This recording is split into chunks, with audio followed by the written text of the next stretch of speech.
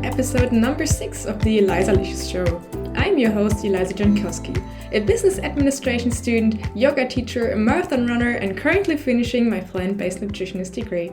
I'm here to help you to achieve a healthier, happier, and more sustainable life. I'm also the creator of the Elisa Show Instagram account, where I post delicious and nutritious plant-based recipes. If you haven't checked it out, please do so. That's at Elisa Show over on Instagram.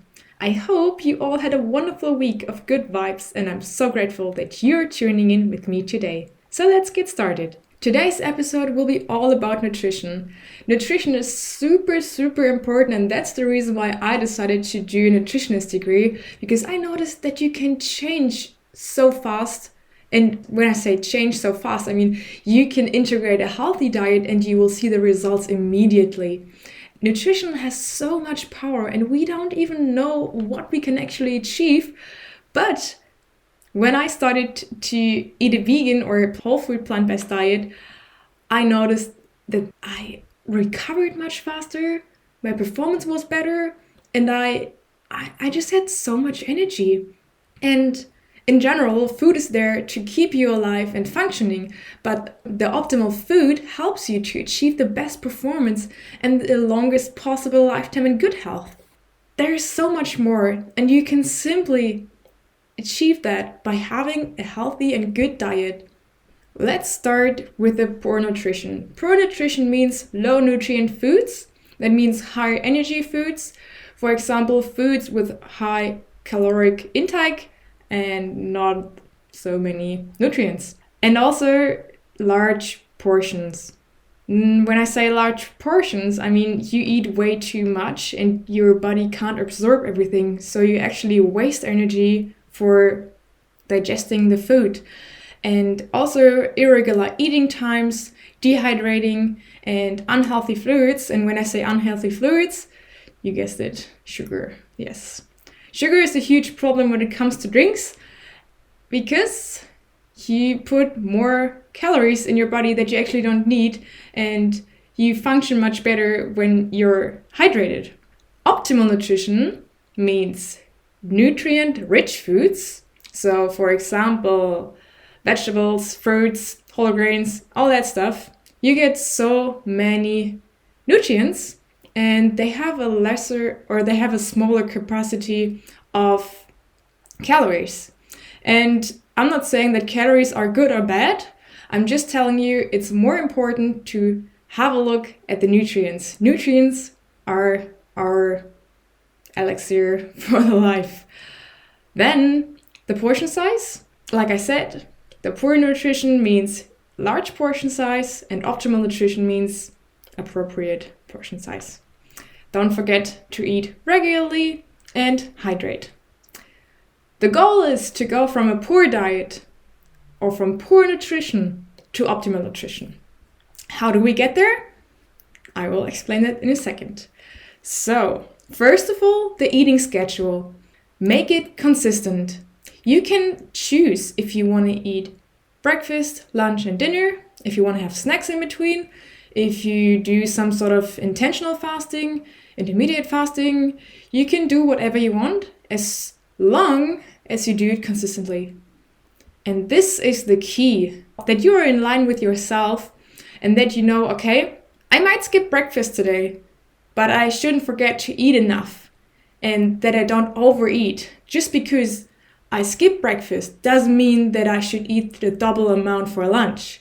Start by seeing what is my pattern, what works for me, and then start from there. The second thing, the key nutrients. You might know that we have macronutrients and micronutrients. Macronutrients are carbohydrates, proteins, and fat. And the micronutrients are vitamins, minerals, you can also say fiber, and water, or hydration in general. The protein is there to support your growth, your muscles, your brain, and that's something we all know. When we do sports, we should eat a lot of protein to help our muscles grow. Carbohydrates are there to fuel our body. It's our energy source. But it also includes fiber, and fiber is really important for our gut health. But I will talk about fiber in another episode because it actually is a really important thing that most of the people don't know of. Then fat, the last macronutrient we have. Fat is there to support our joint health. It is anti-inflammatory, but you need to double check what kind of fat are you eating. Try to avoid trans fats and saturated fats, but if you want to know more about fats, let me know and I will make a full episode on fats. Eating fat doesn't make you fat. It's the same thing when you say, blueberries turn me blue.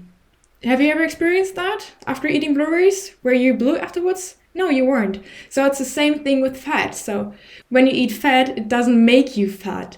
It just depends on what you eat. And it's not just the fat. Fat is essential for our brain function, for our joint health, and so much more.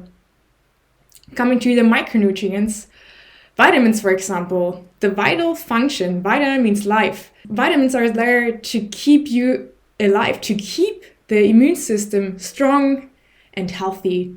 And it protects your body from disease.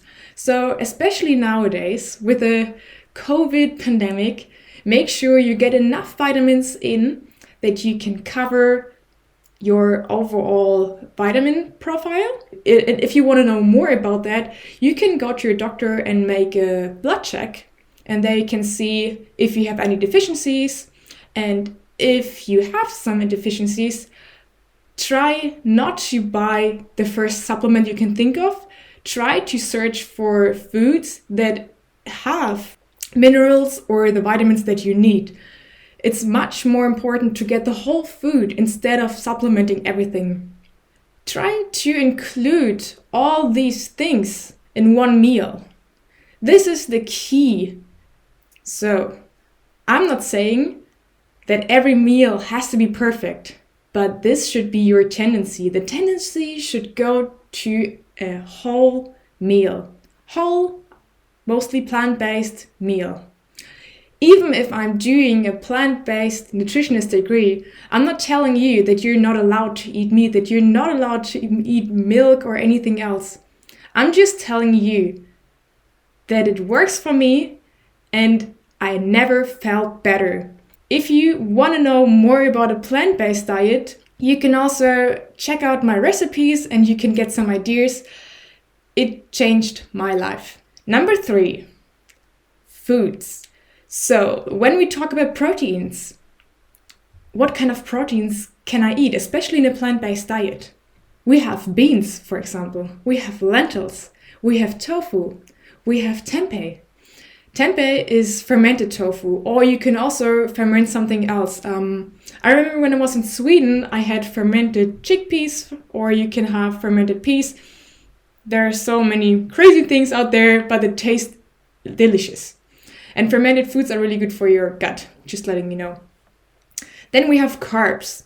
When you eat carbs, make sure that you eat whole grains. When I say whole grains, I'm not talking about white bread. Even if it looks dark, check what's in there, because sometimes they use raisins or something to make the bread brown, even if it's not a whole grain. So double check that.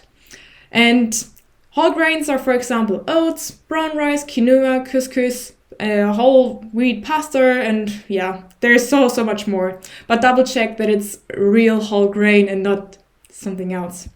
Then we also have fruit and vegetables, and there, for example, apples, berries, carrots, corn, and so on. For fats, make sure that you eat healthy fats. And when I say healthy fats, I mean, for example, almonds, flax seeds, walnuts, chia seeds. There's a huge variety, but try to open up for new things and try new things. I always like to mix my oatmeal with different kinds of seeds. Sometimes I like to use flax seeds. On the next day, I like to use hemp seeds. On the next day, I might use some linseeds. There is so much out there, and it's so good for you to try new things, simply because every seed has different amino acids, and the more amino acids you get, the better it is. So we're always seeking for the biggest variety of different amino acids. And the easiest way You can go simply by choosing chia seeds today, linseed seeds tomorrow, and the next day, I don't know, hemp seeds or whatever. Because then you get a huge variety of different amino acids. And this will provide all the vitamins, minerals, and everything you need. Make sure that your food is as colorful as possible. Colors are always a sign for antioxidants. So for example, you have blueberries, you have mango, you have strawberries, and you already see 3 different colors. And then you could also add some kale, add some peanut butter, and you can just add some water or some soy milk and make a smoothie. And you already have a colorful meal or a snack. It depends what you eat. Number 4, the portion size. The portion size increased over time, and that's one of the key reasons why people are obese. I read something really interesting. I didn't know that, but I will share that with you. McDonald's, for example, they started to increase their portion size, and today you can see a difference from 500%. 500%? That's so much. I couldn't believe it when I read it. I mean, 500% is so much. And when you see the burger, for example, they get bigger and bigger, and then you have a salad, and I have the feeling that they get smaller and smaller.